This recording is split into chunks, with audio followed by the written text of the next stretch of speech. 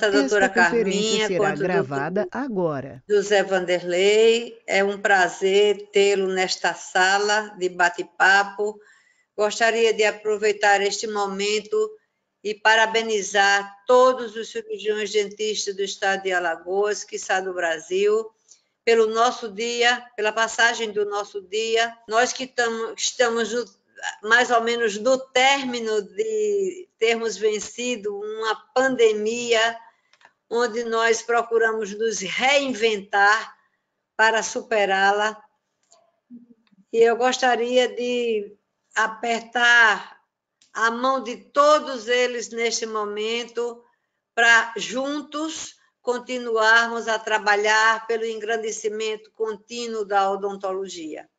Eu passo agora a palavra para a doutora Carminha Calheiros e o nosso convidado, que é o doutor José Vanderlei Neto. Pode dar sequência, Carminha.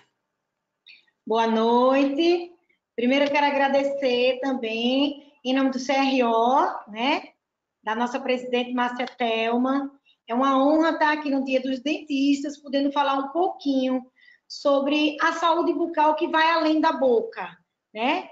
É um prazer também estar compartilhando esse momento com esse médico tão renomado, o doutor Vanderlei, que é um prazer para todos que vão poder ouvi-lo também, né? A gente queria agradecer essa oportunidade de poder explorar um pouquinho essa nova área, que não é tão nova, que é a odontologia hospitalar, né? Onde a gente busca uma prevenção, né? Ou uma eliminação de focos que possam comprometer o estado sistêmico de um paciente saudável e também de um paciente que já tem algum comprometimento da sua saúde. Então, eu queria dar a palavra também agora para o doutor Vanderlei, porque a gente combinou, eu tinha mandado um roteirinho, ele fez isso, não é um roteiro, isso é uma aula. Então, a gente não vai seguir roteiro, a gente vai bater um papo, tá? Sobre esse tema tão importante, né? Vou deixar um pouquinho o doutor Vanderlei se apresentar, falar um pouquinho, fazer os seus agradecimentos, e depois eu vou fazer uma breve explicação sobre a odontologia hospitalar, e depois vamos conversar um pouquinho sobre a odontologia e os pacientes cardiopatas. Com o senhor. Muito boa noite. Eu queria agradecer a Márcia e a Carminha, que é minha anfitriã, né? E saudar toda a categoria, né, que fazem a odontologia, né? A odontologia é um curso muito tradicional, né? Quando eu fui presidente do CRM há muito tempo atrás, a dificuldade da gente ser jovem é que a gente não lembra o tempo, né? Mas lembro que a gente tinha uma parceria muito grande com a odontologia, né? E criamos até o que a gente chamava de um conselhão, que era todo fim de mês a gente fazia uma reunião conjunta com a odontologia e todos os conselhos da área de saúde, né? Isso era a criação do Sistema Único de Saúde, né? E esse movimento, né, esse movimento sanitário, né, foi que caminhou na direção do Sistema Único de Saúde, né, que foi uma conquista social importante, né? Passaram-se anos, esses laços entre os conselhos parece que se esgarçaram, né? Mas essa é uma oportunidade muito boa, né, para a gente discutir um pouco de saúde pública, né, e reenfatizar a importância do cuidado multiprofissional, né, na prevenção das doenças e no tratamento também das doenças, né? Isso tem se perdido e é bom que a gente chame a atenção da população, né? As pessoas às vezes têm a impressão que saúde é só a ausência de doença, né? E que saúde é tudo com o médico. Mas isso a área de saúde é uma área imensa. E, graças a Deus, né, surgiram, a odontologia não é uma área muito antiga, mas surgiram outros profissionais que são absolutamente necessários, né, para a gente fazer um atendimento, um cuidado integral do paciente, né? E seguir aquelas regras básicas, né, da prevenção, que é o melhor remédio, né? E depois, se a pessoa adoeceu por algum motivo, inclusive por falta de prevenção, né, atuar de forma mais breve possível, que possa reabilitar aquele indivíduo, né? E o último, digamos assim, os profissionais menos nobres são aqueles que a gente já vai atender o doente quando ele já está numa fase muito avançada da doença, que às vezes é o caso do cirurgião cardiovascular. Então, esse é um momento muito bom, né, de celebração, né, do Dia do Dentista, e de lembrar o compromisso, né, que todos nós temos com a saúde pública. O Sistema Único de Saúde foi a conquista social mais importante da minha geração, por exemplo. Mas ele precisa ser cuidado, né? E é importante que se criem fóruns, repito, multiprofissionais, né, para que a gente fique cuidando dele, né, como uma plantinha que tem que regar, né, para que a gente haja de forma sincronizada, né, para melhorar a saúde da população, né? A saúde não se resume só ao tratamento curativo, o tratamento preventivo é muito importante. Então, daqui a pouco nós vamos falar da importância da odontologia para as doenças cardiovasculares, né, para a prevenção das doenças cardiovasculares e a importância da odontologia hospitalar, né? Na época em que eu era presidente do CRM, a gente nem imaginava isso. E hoje, quando a gente trata de cirurgia como de uma maneira geral, né, a gente vê a importância que tem, né, de procurar essa ajuda, né, esse apoio já se o doente não estiver internado, ele precisa também desse suporte, né, da odontologia, né, e se estiver internado, porque às vezes são doentes de urgência, nós precisamos também, né, para que você minimize, né, o risco operatório, né, e o que a gente chama de morbidade, né? Por exemplo, o aparecimento de infecções cirúrgicas, né, que são o maior desafio, né, da cirurgia em todos os tempos, né? E às vezes essas coisas são negligenciadas e os resultados ruins que aparecem, as pessoas não imaginam de onde vem, mas é dessa falta dessa sincronização entre multiprofissional que eu falei agora.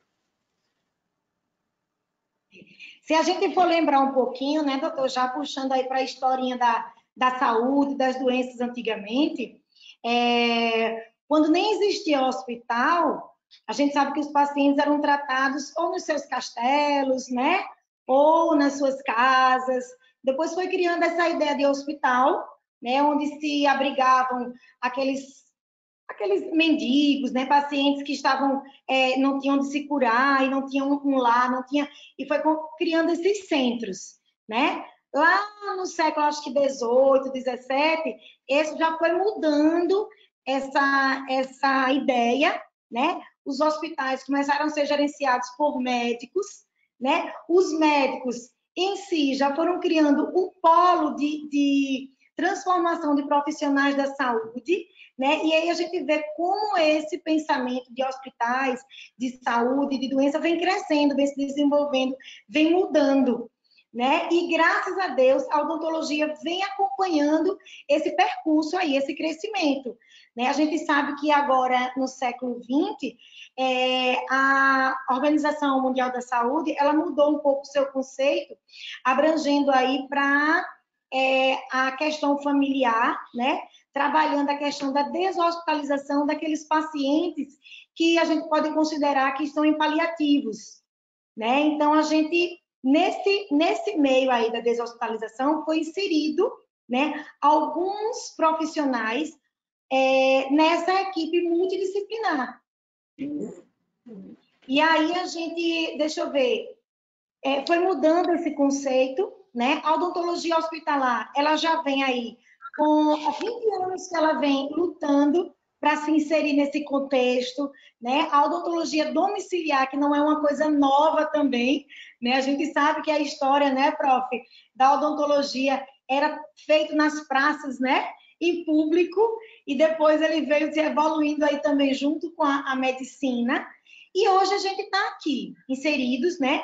É um orgulho poder dizer que nos centros que a gente trabalha, né, nos grandes centros do Brasil, já tem um fluxo da odontologia hospitalar, e é uma honra também dizer que no Hospital do Coração, no Hospital da Mulher, a gente segue esse fluxo. Que fluxo é esse? Pacientes que têm planejamento cirúrgico, ele já passa por esse fluxo de uma avaliação odontológica prévia. E se o paciente ele tem um foco, né, em cavidade oral, esse paciente ele já é planejado o seu tratamento antes de entrar num centro cirúrgico, né? Minimizando aí, como o doutor Vanderlei falou, complicações, né, tempo de internamento e até o insucesso da própria cirurgia que foi realizada. Né? A gente sabe que o indivíduo sadio, ele já tem uma grande probabilidade de, se tem uma infecção em boca, isso virar uma bacteremia ou até mesmo uma sepse, né? E você imagina, então, se um paciente tem comorbidades, se ele tem um comprometimento sistêmico, isso vai agravar mais ainda. Então, esse é um dos motivos em que a odontologia hospitalar se inseriu nessa equipe multidisciplinar, né? Eu diria que isso aí é a chave principal para estarmos aqui junto com essa equipe.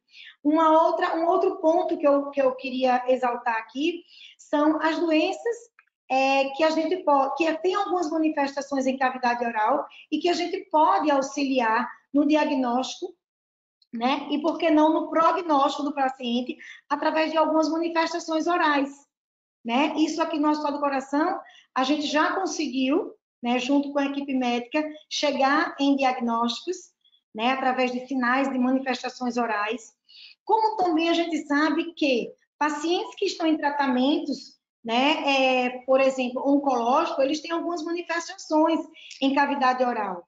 E o profissional inserido no hospital, ele vai estar aqui fazendo esse diagnóstico precoce ou até já agindo preventivamente para que essas manifestações em cavidade oral sejam minimizadas, né? Então, eu quis fazer alguns pontos dos mais importantes contextos e o porquê que a odontologia hospitalar está inserida numa equipe multidisciplinar.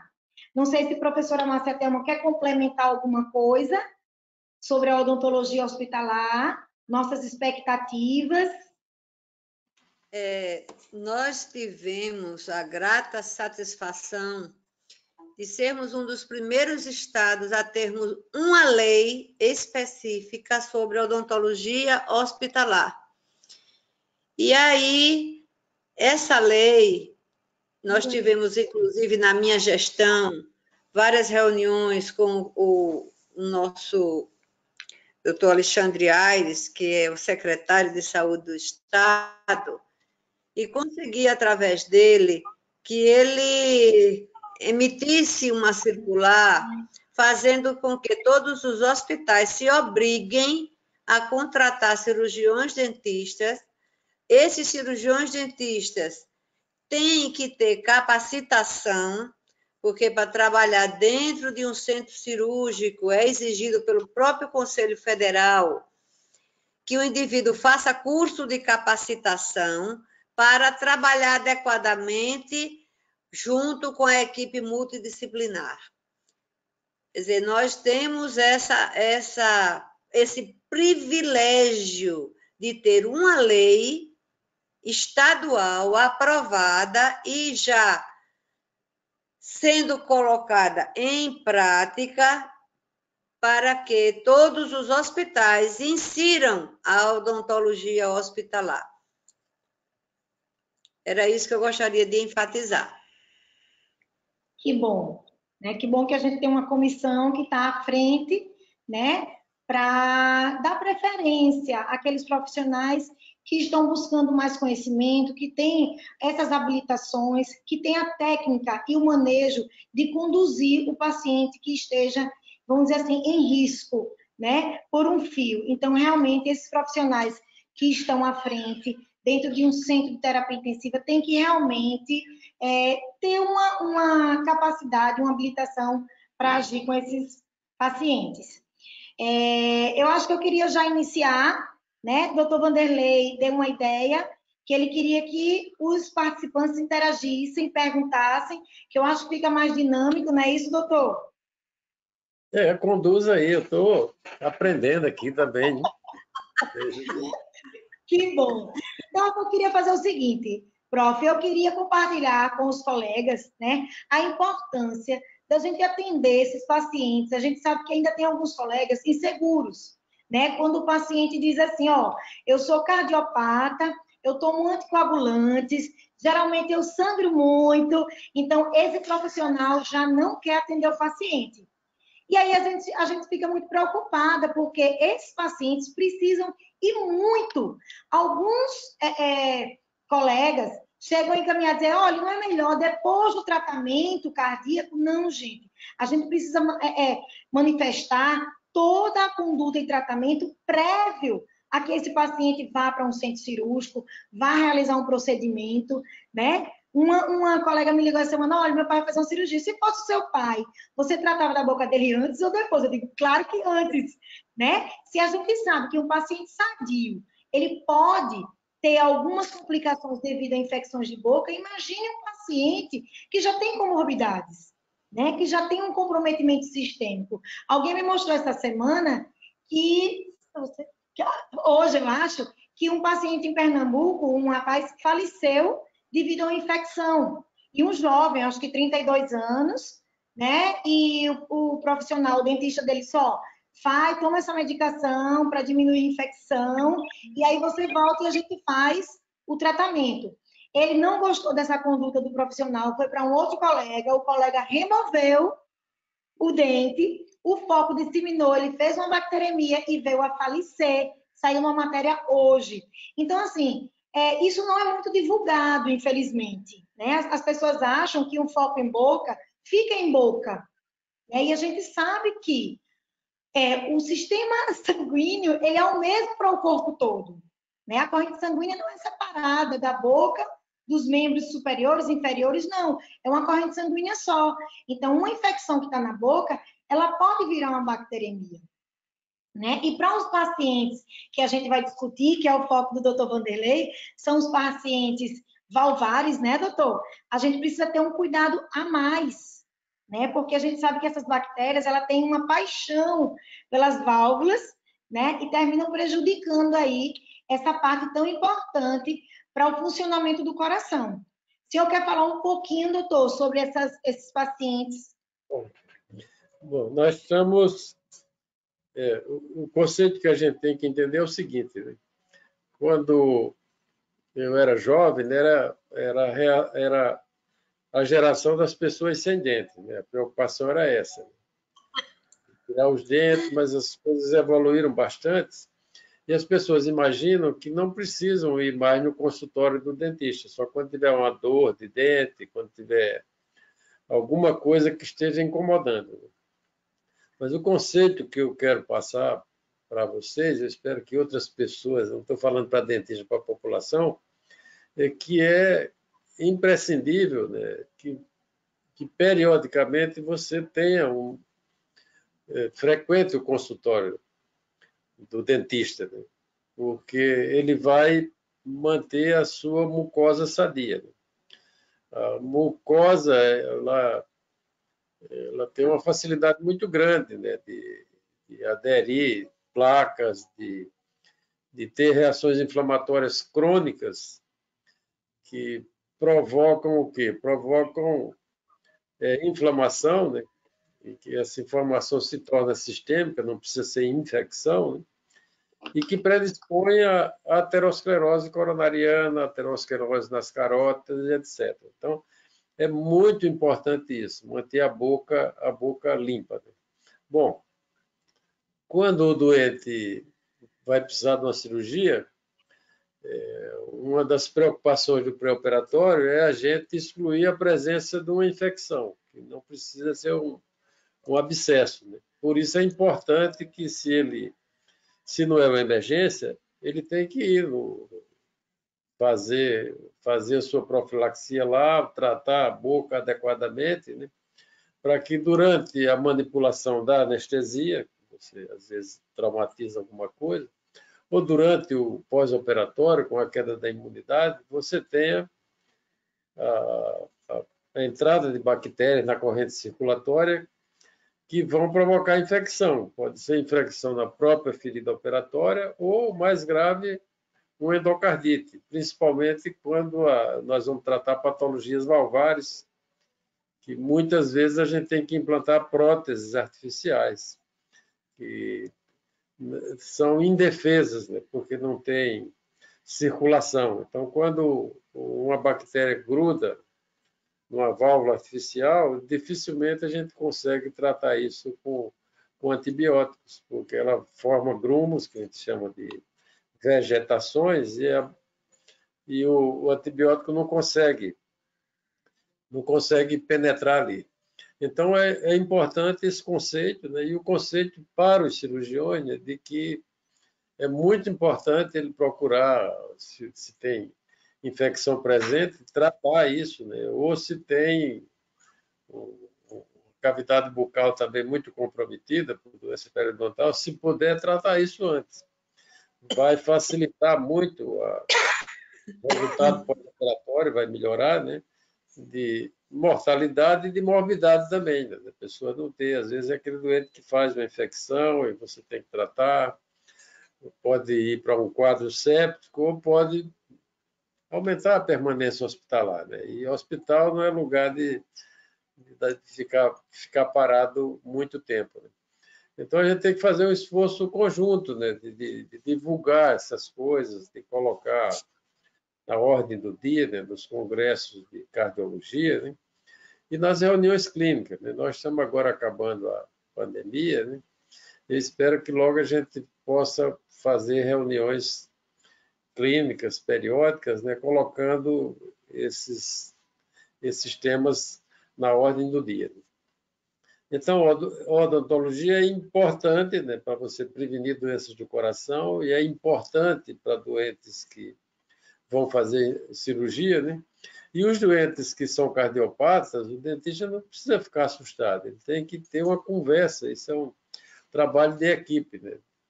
De saber as medicações que usam, né? Então, se o doente usa anticoagulante, tem que combinar com o cardiologista quanto tempo pode suspender aquilo, se pode trocar por outros anticoagulantes, se é imprescindível. O cirurgião dentista já adota uma tática de fazer suturas para que não possa sangrar, então tem que ser tratado conjuntamente. E se tem uma doença clínica grave, também, por exemplo, os doentes que são coronariopatas, eles não devem usar uma quantidade, se usar muito pequena, de vasoconstrictor, porque aumenta a frequência cardíaca. E aumentando a frequência cardíaca, aumenta o consumo, esse doente vai ficar, como ele está limitado por obstrução nas coronárias, ele vai fazer isquemia e pode ter um ataque cardíaco. Então, é importante, nesses doentes, ter uma conversa com o cardiologista que manda uma orientação e discutir até, né? É bom que depois telefone para dar o retorno de como foi, porque isso é um aprendizado. Daí a gente vai perdendo medo, entre aspas.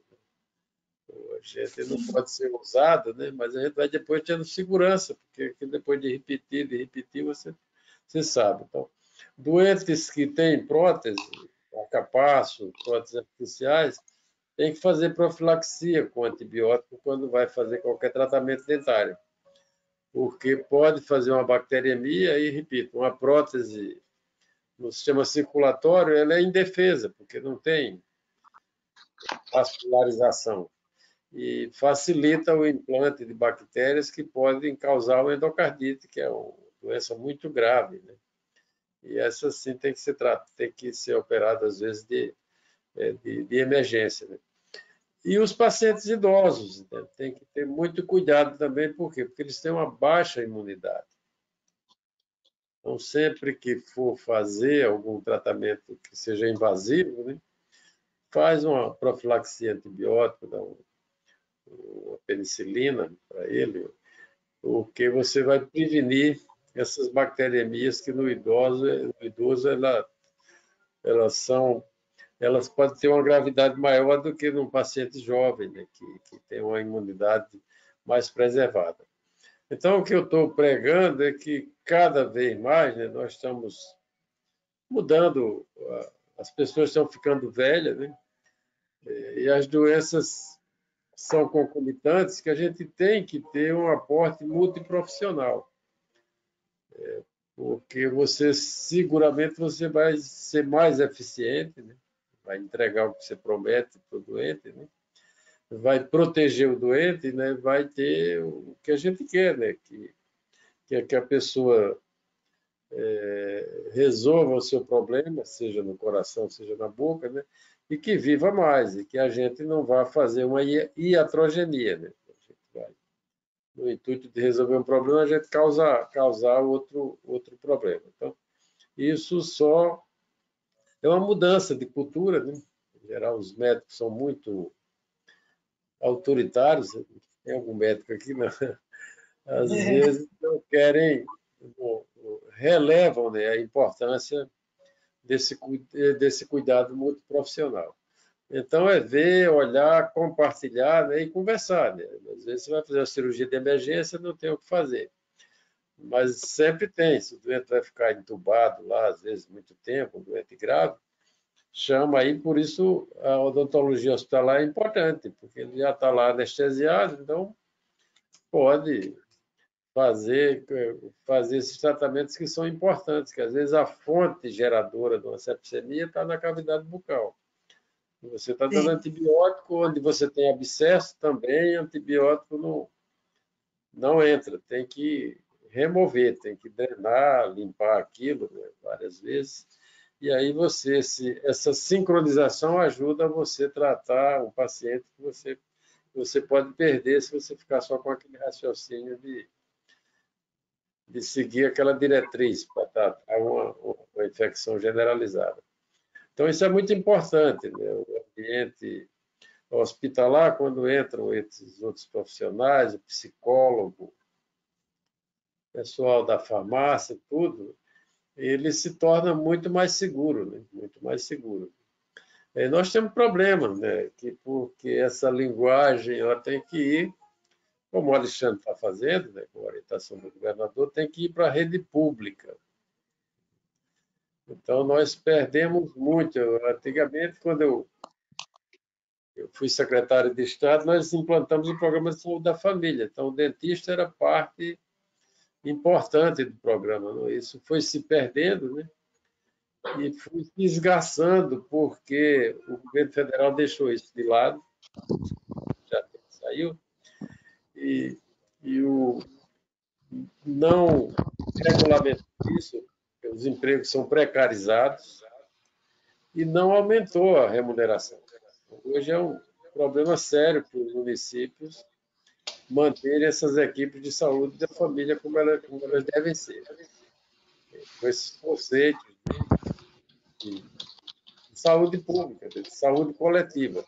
Quando a gente vai para o atendimento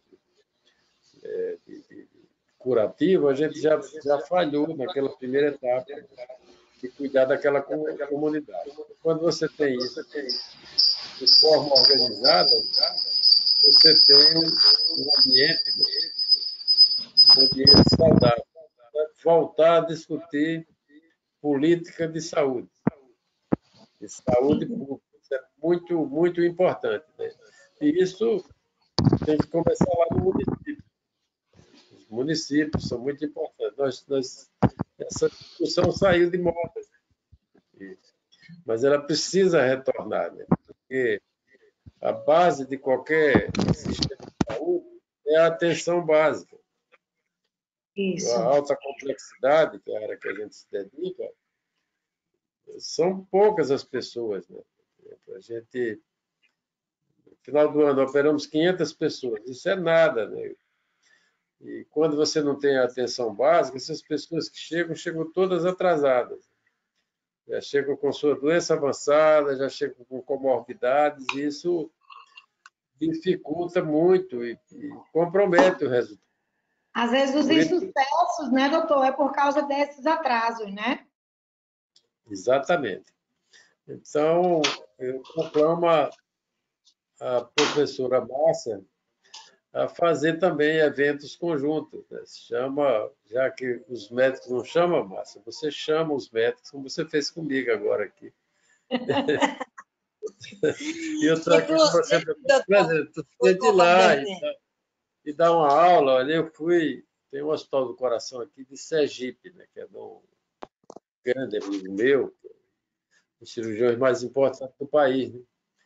E ele, todo ano ele faz um evento lá e ele inclui a odontologia hospitalar. Eu assisti uma aula lá esqueci o nome do gordinho, mas uma aula brilhante, né, sobre odontologia hospitalar, né, que ajudou muito a compreensão, né, porque essas coisas você fica às vezes ocupada com a tua área lá e esquece, acha que o mundo é aquilo dali, né, e o mundo é muito grande, né. Então, o Zé, esqueci o sobrenome dele. Ele é muito, eu gosto muito dele lá, né? Acaba sempre numa cervejinha, né? A gente vai conversar. Então ele trabalha lá no Hospital de Cirurgia e no Hospital do Coração, que é um hospital privado, né? Não é a É o equipe José dele. Augusto, né, doutor? É o gordinho, pronto, Zé Augusto. Pois Aula é, boa, doutor. aquele. Nós fizemos agora como um dos eventos para comemorar a semana que antecedeu o Dia do Dentista, que é hoje, o primeiro webinário alagoano de prevenção e controle do câncer de boca. E nós levamos para este webinário, uma das palestrantes foi uma cirurgiã médica de cabeça e pescoço.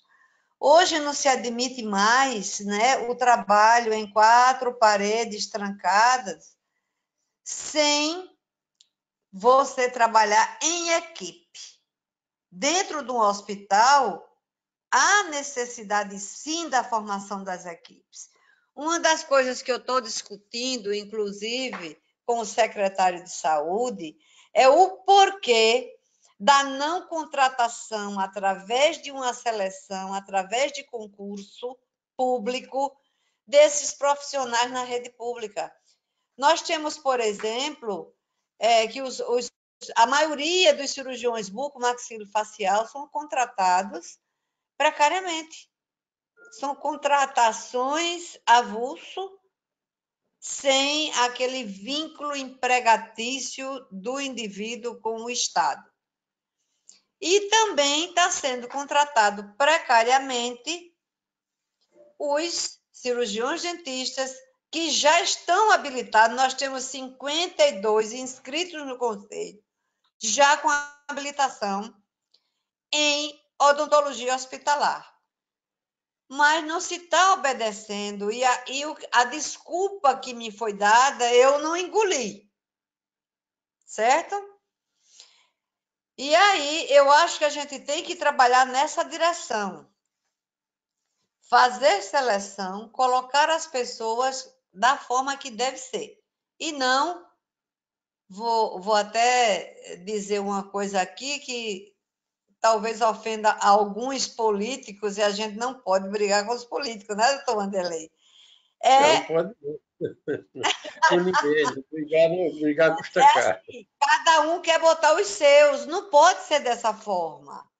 A gente tem que dar uma oportunidade igualitária a todas as pessoas que têm habilitação para aquela determinada função. Vamos fazer a seleção e fazer o contrato normal com o funcionário, com o cirurgião dentista.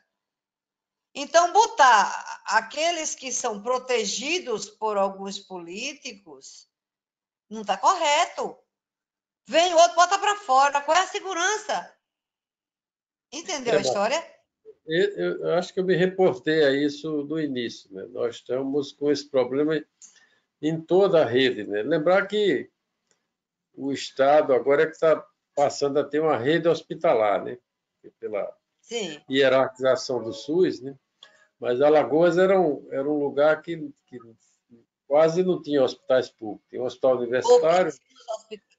e os hospitais de Pelo menos. emergência. Isso é uma coisa nova, né? Mas essa precarização vem desde a atenção básica.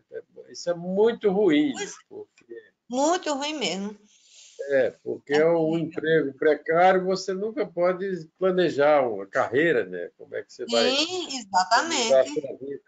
E os Então, essa salários também que são oferecidos são muito baixos, não entusiasma ninguém a se deslocar da cidade aqui, por exemplo, de um centro maior para ir trabalhar num centro menor, porque o salário não é digno. Ele não exatamente. compensa. Essa é uma discussão nacional. Acho que a gente tem que rediscutir e refundar o Sistema Único de Saúde, né? Para a gente levar todas as profissões, né? Porque os médicos, em algum momento, eles se isolaram nessa discussão, achando que resolviam o problema só dos médicos, e não aconteceu isso. Eu acho que essas coisas, quando são levadas de forma coletiva, a gente tem uma força muito maior, né? Eu tive uma época aqui que a área de saúde toda, o sindicato dos médicos, ele liderava isso tudo e levava, era a época do Ayrton, do Júlio Bandeira, né? E concurso público, né? Mas isso depois foi se esquecendo. E o nosso Estado, a gente não pode esquecer que nós vivemos, no último governo do Suruagi, uma crise sem precedentes. E a consequência disso é que o Estado ficou sem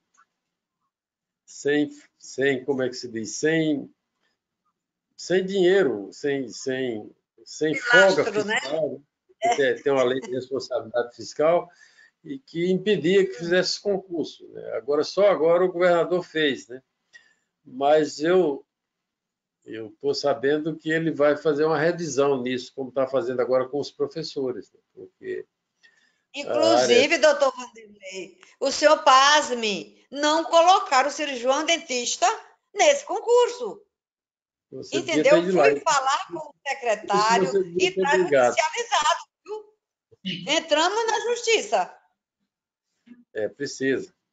Viu? Mas vamos, isso a gente vai conseguindo isso aos poucos, né? Agora nós já temos os hospitais, então vamos ter que implantar isso, né? E, se possível, com concurso público, para que as pessoas tenham segurança, né? Que vão ficar naquele emprego até que queiram ou se aposentem. Mas Não, isso e é um às vezes a processo, pessoa tem Márcia. medo, é a sua única fonte de renda certa, tem medo de perder de uma hora para outra aquela situação, porque o Ou concurso então, não existiu. o que é pior, Márcia, é o faz de conta, né? Como Pois ele não é. tem segurança e ganha pouco, ele vai trabalhar em 5, 6 lugares. Pronto, E, piorou e ainda. aí não vai ter impacto nenhum no que a gente está imaginando aqui, né? Que é uma discussão permanente de observar o resultado, né? Analisar o resultado de cada ato que a gente está fazendo. E mudar as estratégias, né? Uma estratégia que a gente pode ter aqui num bairro aqui como a Ponta Verde é diferente lá do Jacintinho, aqui onde eu estou morando aqui pertinho, ou mais lá na periferia, lá no Carminha, na beirada da cidade. Então, a gente tem que aproximar as ações de saúde das pessoas que precisam. Eu sou um sanitarista frustrado. Na cirurgia cardíaca, eu era... Meu ídolo era o professor Zerbini, né? Mas nessa área de saúde pública, o doutor Adib era um cirurgião, né? Mas com uma cabeça muito boa, né? E foi secretário de saúde com o Maluf, lá em São Paulo, né? Ele organizou toda a rede de atenção básica, depois foi para o Ministério com o Collor, depois foi com o Fernando Henrique, né? E foi um período, esse do Fernando Henrique, que eu era secretário de saúde, um período muito alvissareiro, né?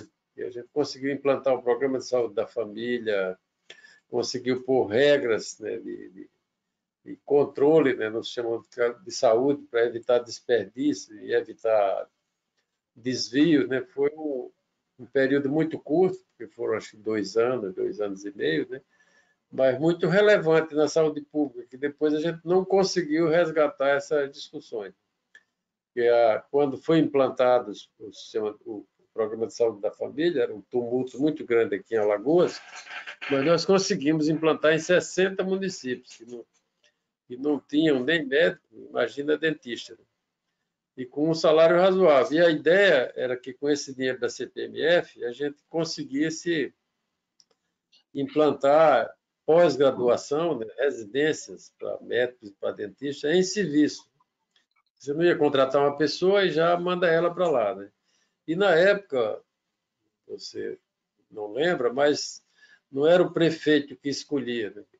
Nós criamos um polo que a gente chamou de saúde da família com as 2 universidades, a Uncisal, que era a Escola de Ciência Médica na época, e a UFAL, né? Que era quem selecionava esses profissionais, fazia o treinamento deles e, com esse dinheiro que viria da CPMF, iam montar uma estrutura para fazer uma educação permanente, né? Continuada, né? Mas aí o que aconteceu? A gente conseguiu isso com muito sacrifício e o Fernando Henrique retirou outras fontes do orçamento do Ministério da Saúde. Então, o dinheiro continuou o mesmo. Então, o ministro, que é uma pessoa muito digna, ele renunciou, né? Entregou o cargo porque se sentiu traído, né? E frustrado, né? Porque ele foi contra a opinião pública, contra empresário, contra tudo, contra a classe política, e acabamos aprovando isso, né? Um movimento de concertação nacional que envolveu os governadores, os políticos, né, que a gente precisa conversar com eles, mas infelizmente a gente não avançou, né? Mas é sempre tempo de recomeçar, né? Essa luta para Eu acho que esse você. bate-papo, eu gostaria que a Carminha tenha algumas coisas mais para lhe perguntar, para lhe provocar, e eu vou deixar que ela provoque mais o senhor para a Ó, Vamos lá, nossa cara. ordem hospitalar. a gente tá já terminando nossa live, né? A gente vai conseguir, já vai estar 1 hora de live, mas Não, eu queria. pode ser até, passa de 9h30, 1h30. Se você tem mais coisas para perguntar e provocar e aproveitar, doutor Vanderlei já nos deu uma aula a mais sobre o SUS e a participação dele em todo esse movimento. Aí Ótimo. aproveita para a gente conversar mais sobre a questão, se você tiver Eu vou outros aproveitar, questionamentos. eu vou aproveitar para falar um pouquinho do congresso que a gente vai ter agora em novembro, né? De cardiologia. E dentro desse congresso, professora, a gente vai ter uma equipe multidisciplinar falando sobre a psicologia, odontologia, fisioterapia, assistente social, educador físico. Quem sabe, a partir daí, a gente não comece a ter essas outras ideias, né? De congresso multi, que a gente precisa muito. E aí, assim, a gente estava com um roteiro amplo para falar sobre a cardiologia, a odontologia dentro da cardiologia, e lá esse tema vai ser bem explorado. Depois eu vou passar para o conselho divulgar para os colegas, porque quem tiver interesse em saber mais sobre esses pacientes, os cuidados, né? Quais são as doenças que mais a gente precisa ter esse cuidado da profilaxia? Todo paciente cardiopata precisa fazer profilaxia? Não. Quais são os mais acometidos? São os pacientes congênitos, né? Aí, dentro dos pacientes congênitos, a gente tem os cianóticos, né, doutor? E os acianóticos, né? A gente sabe que os cianóticos são mais graves, né? Vá me corrigindo, viu, doutor? Tá falando. E aí, esses pacientes, os congênitos, sempre é bom fazer a profilaxia. A gente tem duas diretrizes, tá? Da Associação Americana, que é de 1997 a 2007. E aí a gente preconiza ainda o de 1997, que é ainda tem uma cobertura muito ampla.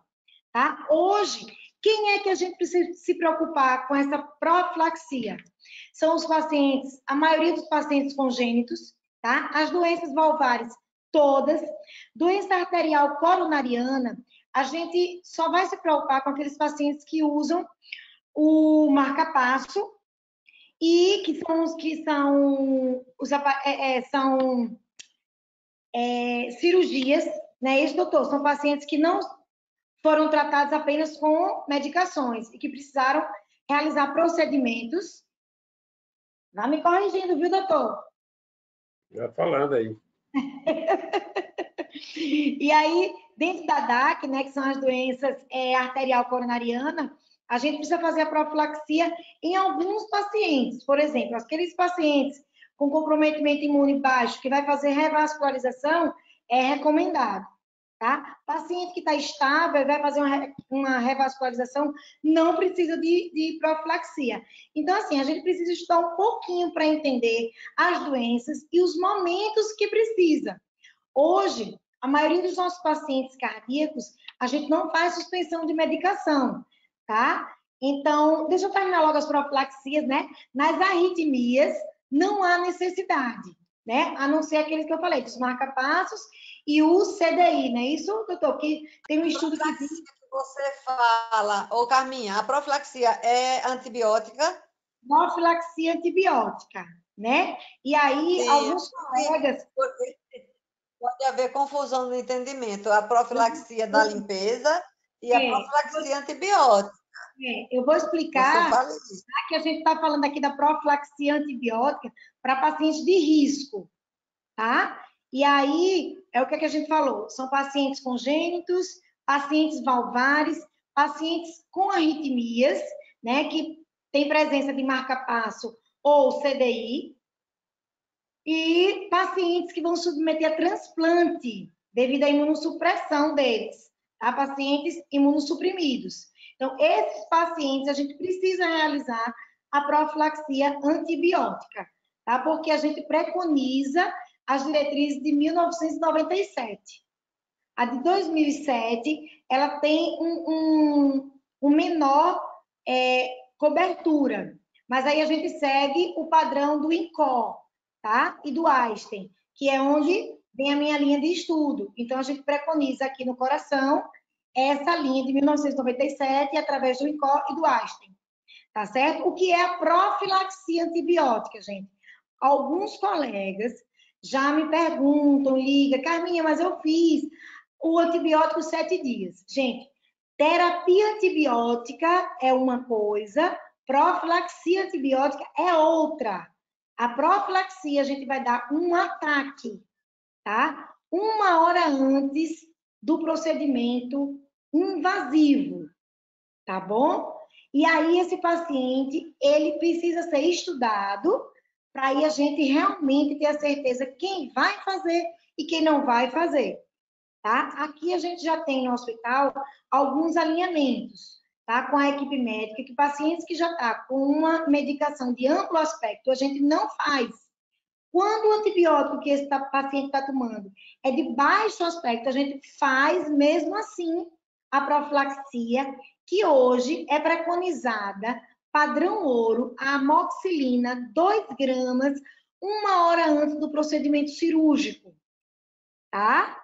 Então, só para a gente entender mais uma vez que a profilaxia antibiótica é uma dose de ataque que a gente dá de 2 gramas, tá? 2 miligramas, 1 hora antes do procedimento. E a terapia é aquela medicação que você vai fazer quando o paciente está com uma infecção, com presença de secreção purulenta ou uma inflamação muito exacerbada. E você vai fazer a terapia de 5, de 7, de 12, vai depender da inflamação e da infecção do seu paciente, tá? Eu só estou dando uma síntese bem geral, tá, prof? Aqui do que a gente tem para atender, do que a gente pode fazer num caso de pacientes cardíacos que chegou no meu consultório, por exemplo. Eu vou mandar para um colega, bom, Se você não tem total segurança, pode encaminhar. Dizer que não vai fazer e que não é o correto fazer, a gente não pode mais falar. Ao contrário, né? Esse paciente, ele tem que ter as consultas anuais, trimestrais, semestrais, são de acordo com a necessidade de cada paciente, né? Na odontologia, a gente não tem uma receita de bolo.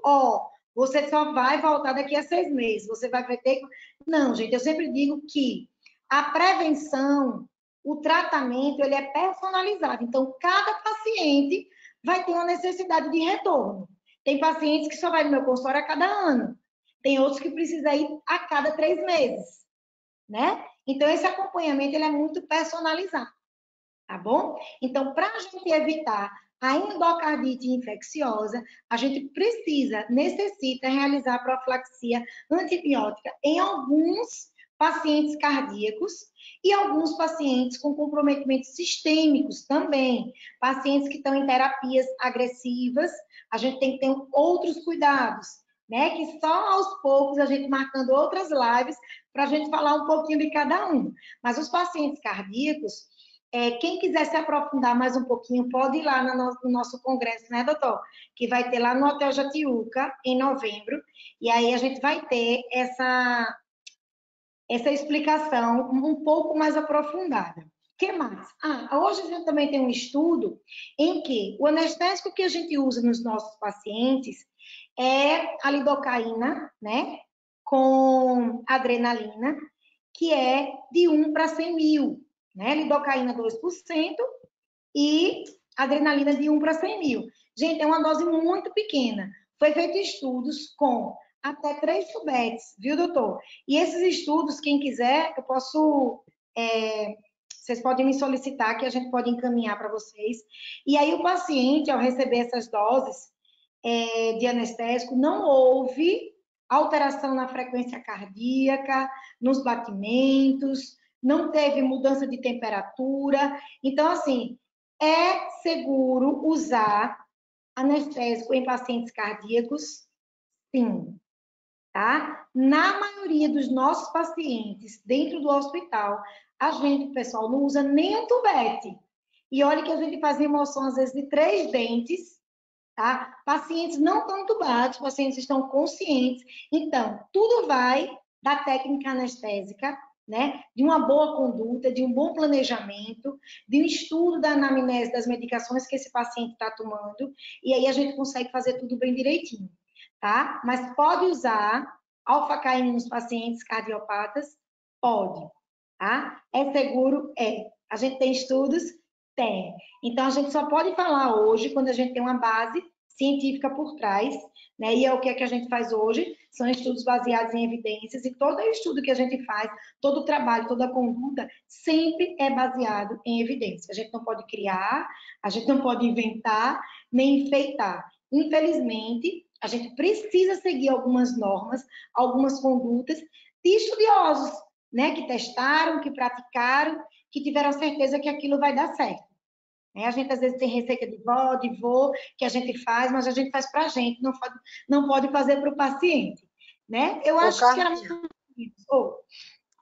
Em relação vamos voltar um pouquinho, em relação à odontologia hospitalar, que funciona hoje, vamos usar como exemplo o Hospital do Coração, porque foi um dos primeiros hospitais a sentir a necessidade da presença de um cirurgião dentista no seu corpo de atendimento ao cardiopata.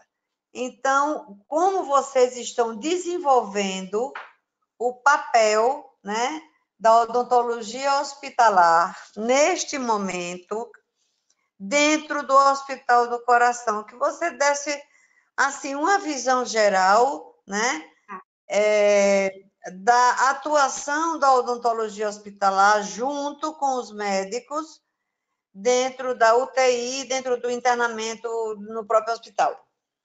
Tá.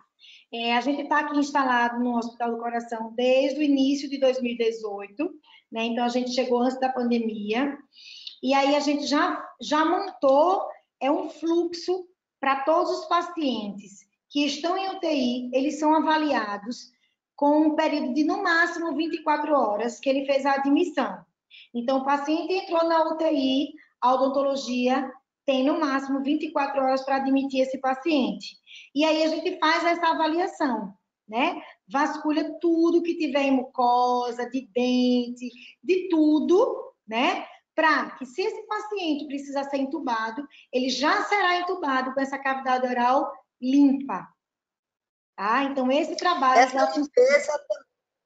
essa limpeza, desculpa aí, viu? Essa limpeza também, ela inclui, por exemplo, se o paciente possui cavidades de cáries abertas, que elas sejam limpas e fechadas, para diminuir os nichos de bactéria dentro dessas cavidades.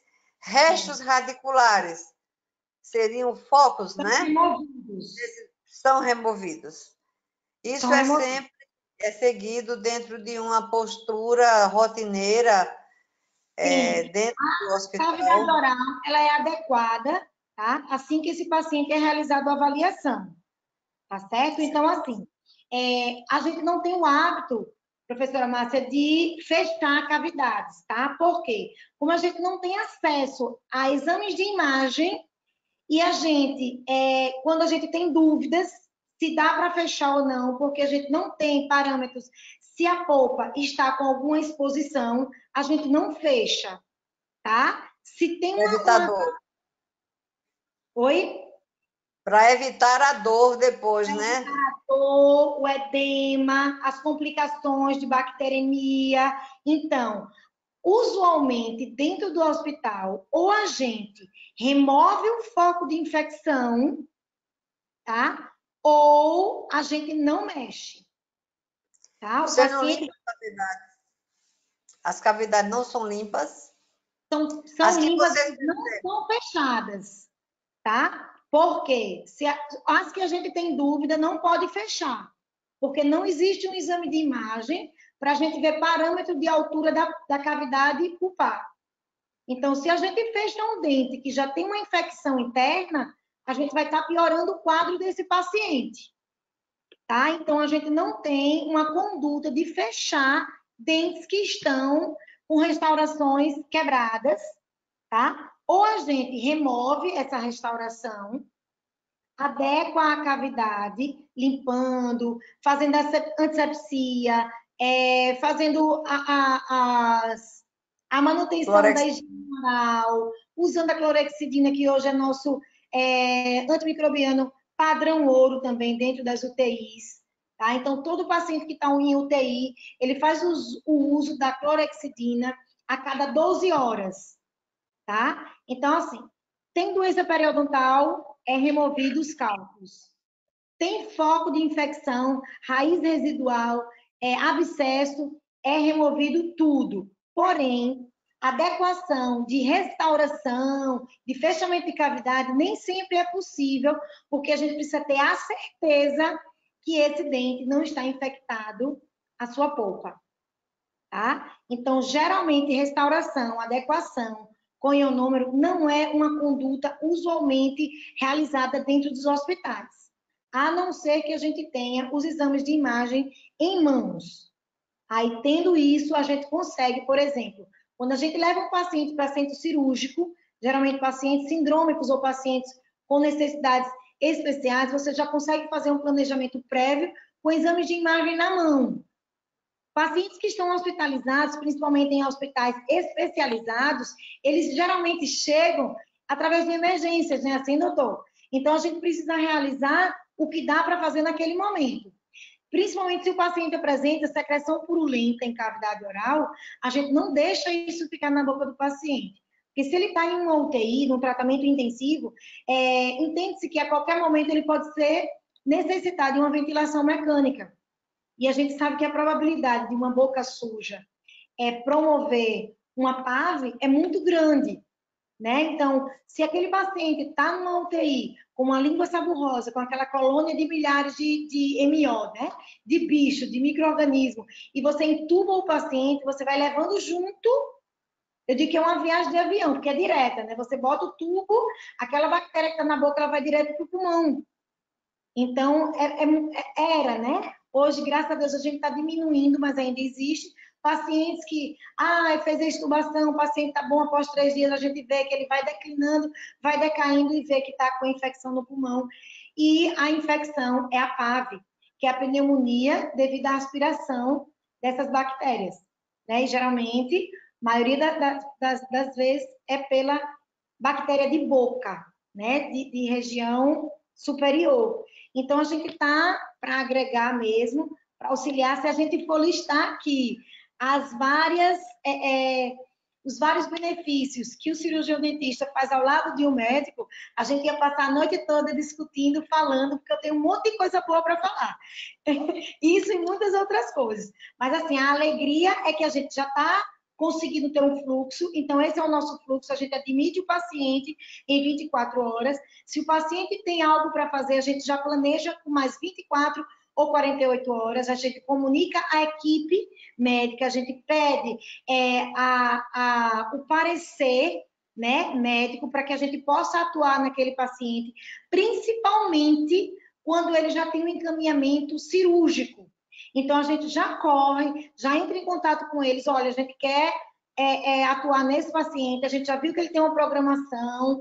Quando isso acontece na UTI é mais corrido, mas quando o paciente ele já tem um fluxo ambulatorial, ele foi para o consultório do Dr. Vanderlei, o Dr. Vanderlei já faz o quê? Isso já é verídico, isso já é um fato. O que é que o Dr. Vanderlei faz? Quando o paciente dele é cirúrgico, ele já pede para o paciente fazer a visita no profissional, cirurgião dentista dele, e trazer o parecer do profissional que ele foi.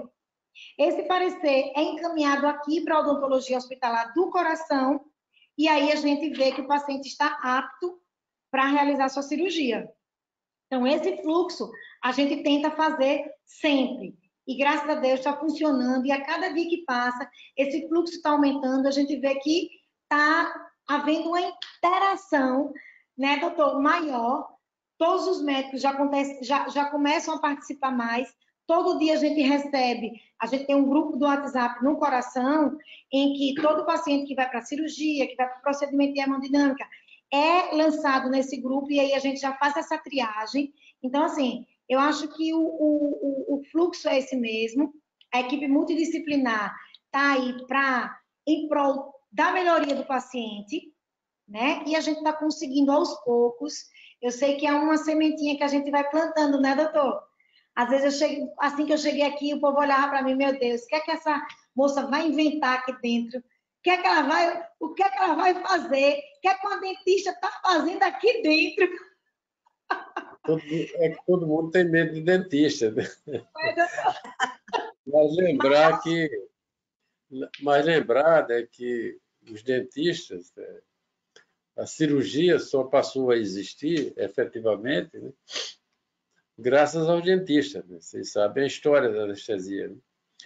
O óxido nitroso foi descoberto no século XVII, que era o gás hilariante, né? Sim.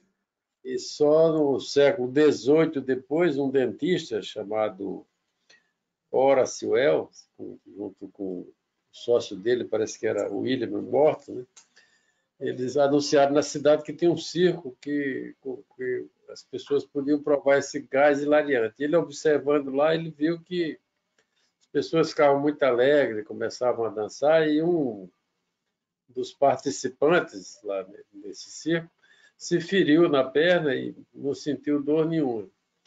Aí ele experimentou isso no consultório. O consultório dele ficaram famosos na região, né? Porque conseguiam fazer extração dentária, que era o que se podia fazer no século XVIII, né? Sem dor. E ficou tão importante que eles entraram em contato com Boston, onde o cirurgião mais famoso do mundo era o... Como era o nome dele, rapaz? Eu esqueci agora, que era o professor lá da universidade, né? Lá de Boston, chamou eles para fazer uma demonstração lá.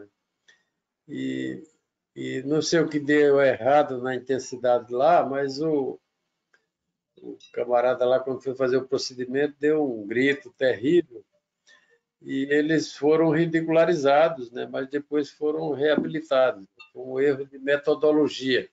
ele não inalou gás suficiente, né, para que bloqueasse todo o instinto da dor. E quando tirou a dor, foi que os cirurgiões puderam ser mais ousados, porque as cirurgias se limitavam a amputações, eram coisas realmente pavorosas, né? E as anestesias eram dadas com álcool, né? Embebedavam o sujeito, fazia tabaco por via retal, né? Era uma coisa realmente terrorista. Então, essa é uma contribuição da anestesia, né? E a boca, para as pessoas lembrarem aqui, nós temos mais bactérias no corpo do que células. Vocês sabiam disso, né? E essas bactérias do intestino, onde estão situadas lá, começa pela boca e vai para o intestino, é onde tem um número bem maior, que chama macrobiota. E essas bactérias que começam pela boca e que vão lá para o intestino, mudam essa flora. E isso significa também a entrada de bactérias indesejáveis na circulatória e o aparecimento de várias doenças. Então, ir ao dentista, né? Odontologia hospitalar, nós já estamos chegando lá em outra etapa. É fundamental, né, para você prevenir doenças. As pessoas precisam entender isso. Eu só não vou no dentista quando eu estou com o dente que está doendo, né? Então, a visita ao dentista... periódica, né, doutor? Da conversa que é agradável, só o dentista fala, você fica só... É muito importante para prevenir. E se você for precisar de uma cirurgia de urgência, você está com a sua saúde bucal, em dia. E é muito importante esse conceito agora da UTI, né? De estar lá, porque são doentes que ficam lá, às vezes entubados durante muito tempo, né? E se colonizam, né? E migra não só para a corrente circulatória, mas para o pulmão, né? Então, até os rins estão atacados, as próprias articulações, né? As artrites infecciosas, a própria nefrite, né? Por migração de bactérias da boca. E aí, Carminha? Doutor, tem mais alguma coisa para acrescentar? A minha está gostando. Estou adorando as histórias. Está me enrolando aí. Mas faltou a aula. Você convida o Zé Augusto para dar a aula que eu assisti dele. Vamos com ele. Esse Zé Augusto é de Sergipe, é? Com certeza. É mal arrumado, mas é uma aula muito boa que ele... Ele é médico? É médico, ele? Não, é dentista. Cirurgião dentista. É amigo lá do Teles, que é o dono do hospital, que é meu compadre, né? É do Hospital Cirurgia, prof. No Hospital de Cirurgia e no Hospital do Coração, lá de Sergipe. Né? Que é do Coração também. Também. E todos os anos a gente o Teles faz o aniversário lá do hospital, e o enfoque é multiprofissional. Então, E outra coisa que vocês ao invés de a gente dar conselho, viu, Thelma? Você incluir também, quando fizer esses congressos, política de saúde. A gente tem que discutir isso. Os problemas... No webinário nós fizemos isso. Nós levamos, veja só. Na sala de cirurgia, no consultório, na assembleia. A coordenadora, nós tivemos, doutor, aqui agora com esse webinário de prevenção e controle do câncer, nós levamos a coordenadora do Estado de Alagoas da Saúde Bucal, nós trouxemos via online a coordenadora nacional de saúde bucal. Pronto, então, toda a parte básica que a Maria de Lourdes, a Lourdinha, como ela é conhecida, ela mostrou a importância da parte básica, do atendimento básico na ponta, para o diagnóstico precoce do câncer, das primeiras lesões.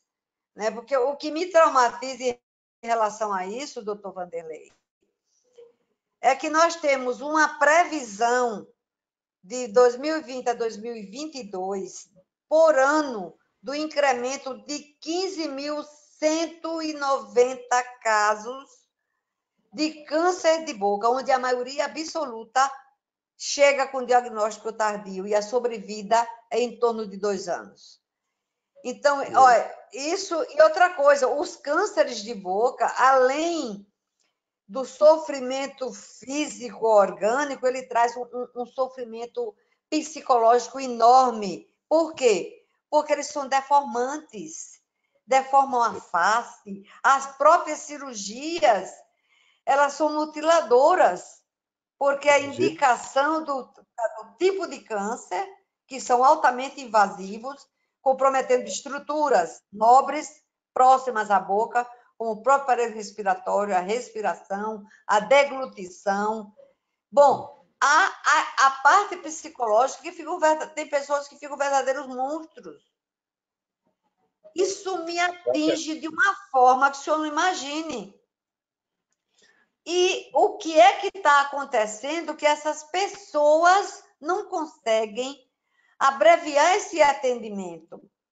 Por isso essa discussão, e foi muito boa, que inclusive tivemos também a apresentação da Sônia, que é professora do SESMAC, e ela é, a Sônia Ferreira, ela é estomatologista do CEL, do PAN Salgadinho, e ela lida com essa loucura de uma quantidade enorme de pacientes que chegam e terminam do interior vindo para Maceió. Entendeu? E a gente está estudando, vamos preparar um documento e ser enviado ao Ministério como uma forma de provocação, né?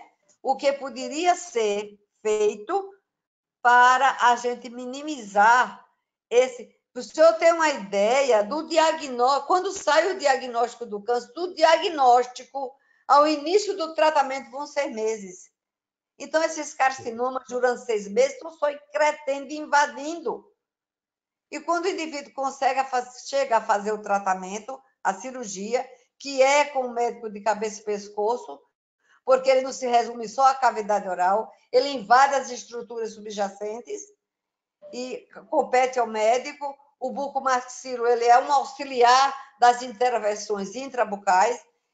Então, assim, a gente precisa criar estratégias, né, a nível nacional que minimize esse tempo. 6 a 8 meses é muito, é o atestado de óbito quase do paciente.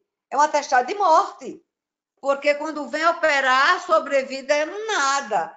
E isso, assim, dentro de um hospital, a própria odontologia hospitalar, ela vai também trabalhar com esses pacientes de internamentos longos. Eu queria uma palavra do senhor. Sim, diga. Não, eu acho que isso é fazer saúde pública, é isso que eu estou dizendo, a importância da saúde bucal. Né? Se você cuida de uma população, você vai diagnosticar isso numa fase bem inicial, né? Antes que aquilo se torne invasivo, e às vezes a própria biópsia você já remove a lesão quando ela é muito pequena, né? E cura. Verdade. Você já tem invasão de gânglio, tudo aí se torna uma doença sistêmica, né? E com um diagnóstico muito ruim, além de todo o drama humano que você já descreveu aí com muita propriedade. Então, por isso que o Sistema Único de Saúde, a gente tem que fortalecê-lo, né, para poder a gente implantar essas políticas, né, e uniformizar. Isso tem que chegar lá até tem que ser provocado, né, pelas é o que nós estamos fazendo. É o que nós estamos fazendo. E levar isso também para a classe política, para mostrar a importância disso. Né? Senão o sujeito acha que está naquela... Ainda 50 anos atrás, dentista é para arrancar dente, é para tirar dor de dente, para cuidar. Não está vendo a importância que tem, né, na prevenção, como você disse. Esses 15 mil cânceres que você relatou, custo com médico hospitalar, né, o drama humano, né, e a previdência social. A gente onera quem reclama que isso vai custar algum recurso, né, para você implantar uma política pública como essa, não faz a conta do que você vai gastar lá na frente. Né? Sim. e das vidas que você vai perder, né? Então, isso, a gente tem que levar isso, levar os meios de comunicação. Você viu que aquela coisa que eu fiz involuntária lá da CBN, eu já vi, acho que era você que estava dando uma entrevista lá para o Elia. Então, já conseguiu colocar isso na pauta, né? Já colocar na pauta para as pessoas entenderem, né? Porque Sim. quando, há 50 anos atrás, os problemas de saúde pública eram pequenos, eram doenças contagiosas, né? E as pessoas morriam cedo, não tinham tempo de ter essas doenças. Mas hoje é problema de massa, né? Então a gente tem que usar essa comunicação, né, para as pessoas que estão nos assistindo, nos ouvindo, né, chamar a atenção delas, né? E que elas são parte disso, elas têm que aprender a cuidar de si próprias, né? E procurar os meios e exigir, né? Porque é a rua que vai fazer o político materializar isso. As leis, às vezes, tem leis que não pegam, né? As pessoas não conseguem. Mas se a turma lá da rua começa a reclamar, o pessoal, a tendência é atender aquilo, implantar, entendeu? Aquela política de saúde pública, né? E a gente mostrar, né, com contas, né, com economia e saúde, mostrando o quanto a gente vai, inclusive, economizar esse dinheiro que não vai ficar na poupança, vai ser empregado para outras coisas que não podem ser evitadas. Mas isso é muito sério, né? E discutir isso, né? Essas doenças ligadas a HPV, né? Que se você não descobre a tempo também se Falei transformam isso na rádio, você lembra? coisas sérias, né? Começar a discutir isso para as pessoas se tocarem, né? Que saúde É. é uma coisa tão importante, né? Para a vida das pessoas, que não é só longevidade, mas é qualidade de vida, né? Que eles não podem delegar isso só para médico, para dentista, para quem quer que for. As pessoas têm que aprender a gerenciar também a sua própria saúde, né?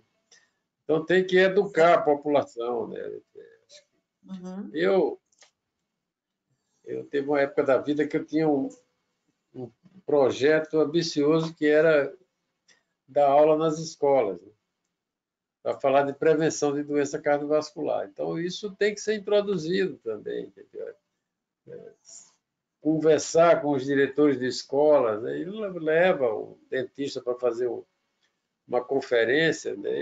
Quando eu estudei em Palmeira dos Índios, no Colégio de Padres Holandeses, era um colégio revolucionário por isso, que levavam gente de outras áreas, de qualquer coisa, para dar uma aula, e aquilo fica na cabeça da gente na hora certa, né?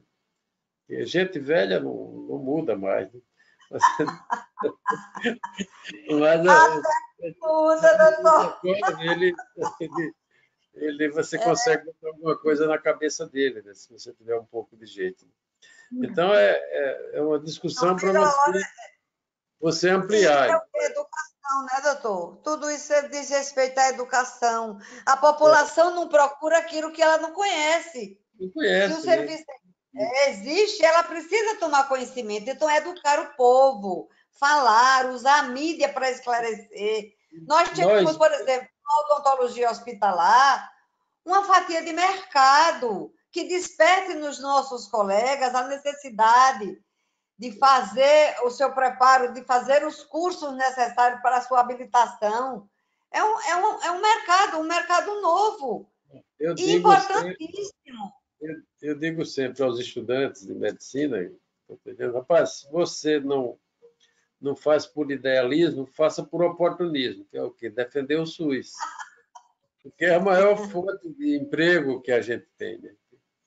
Sim. E é onde a gente pode ajudar. E aqui em Alagoas, 92% das pessoas dependem do SUS. Então, isso tem que ir lá para a ponta, lá, né? Onde as pessoas sofrem, né? E às vezes morrem cedo por isso, né?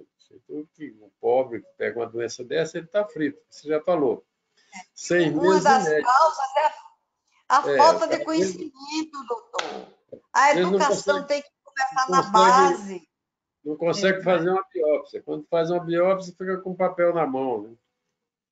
Procurando para onde ir. Então, Para uma onde mandar, tragédia, né? uma pessoa pobre, né? E uma pessoa pobre, ela depende muito da força física, né, para trabalhar. Ela não, as pessoas deviam ver esse lado também da dificuldade do cidadão comum, né, que pega um transporte, ou que está lá no sertão, né, que vem para cá, ele fica aqui desnorteado, né, tem que procurar. Mas acho que é muito bom que existe um problema, né, que é porque já ocupa a gente tem que ir resolvendo e aparecem outros. Né? Mas estamos num momento muito oportuno, Carminha e Márcia, né, para a gente retomar essas discussões e juntar o setor saúde. Porque eu já estou numa idade que não me permite, mas não sei se os jovens querem ser mais liderados, né? Mas eles têm que acordar, se não for, repito, por idealismo, por oportunismo, e juntar todas as forças, né? Dar mãos, o time da saúde. Né? Coisas simples você resolve sozinho, mas problema complexo, a pessoa tem que botar na cabeça que não dá para resolver sozinho. Né? E é complexo, não é difícil, é complexo porque depende de várias pessoas, e você tem que montar o time, né, para eles jogar sincronizado, né, tem que ganhar a partida, né, e é equipe, né, cada um faz, o cara faz o gol, tudo, mas o time não, joga todo mundo em função daquele resultado, né, não importa quem faça o gol, você não fica disputando isso. Disputa é onde é que tem menos doente com saúde bucal. Vamos fazer um campeonato aqui no estado para ver quem é que fez o dever de casa. Né? E aí tem que dimensionar isso. Isso gera emprego, gera renda, gera saúde e gera economia, porque você vai impedir que as pessoas adoeçam. Não vamos evitar todos os casos, porque tem o diabo da genética. Né? Mas as lesões adquiridas, essas de repetição de infecções, de repetição e que podem, com medidas simples, serem tratadas, a gente vai evitar isso, né? Vai evitar. E criar a cultura, né? Da importância disso. Viu? Acho que está na hora da gente acabar, né? Conversa, que já conversamos demais. Né? Carminha, ligue seu microfone. É isso aí, passamos um pouquinho já da hora, mas assim, foi ótimo, doutor. Eu acho que é importante a gente ter um ícone de Alagoas do nosso lado, né, para fazer essa voz, né, para a odontologia, para a sua classe mesmo, né, doutor? Para o senhor passar para eles esse recado da importância dessa prevenção, desse tratamento prévio a qualquer procedimento.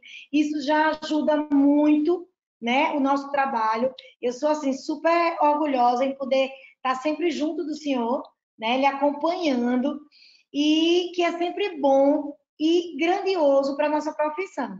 Queria agradecer também à professora Márcia, né, por essa oportunidade. Mas assim, então, vou pedir para o senhor fazer o encerramento, o agradecimento. Não, acho que o desafio é esse, acho que a gente tem que levar esse assunto para os meios de comunicação. E as pessoas de rádio, eu conheço um bocado de gente, eles são muito receptivos, né? Quando você não leva uma mensagem para lá digamos assim, de promocional, né? A gente está discutindo sobre saúde pública, né? E nas escolas, eu acho que um desafio aqui que a gente podia se impor um dia era se oferecer, né, para uma diretora de escola para a gente ir lá um dia, durante uma hora, cada um falar um pouquinho sobre isso para a criançada, né? Escolher uma faixa etária, né? Perfeito, muito A bom. gente começar a divulgar isso, a importância disso, né? Por que é que você tem que ir no dentista? Né? Não é para branquear dente, quem gostar disso é muito importante, não é para isso. Que tem uma importância fundamental que vai fazer com que você tenha uma vida mais longa, né? E uma vida mais prazerosa, né? Porque dente serve também para comer, né? Para comer churrasco, para fazer Com essa coisas. longevidade que a gente está agora, né, doutor? A vida mais longa, né? Esse é o nosso objetivo, né? Exatamente. Qualidade de Olha, vida. Um beijo em todos e a gente se vê por aí. Obrigada, viu, doutor? Foi um prazer enorme. Boa noite Prazer. a todos. E Agradeço aí a Márcia aí, diga que foi um até a prazer. próxima. Tá bom, eu acho que ela não conseguiu voltar, mas o senhor já fez esse agradecimento, está gravado. Em uma outra oportunidade a gente conversa mais. Beijo A gente grande. se vê no congresso lá. Tchau. Tchau, tchau.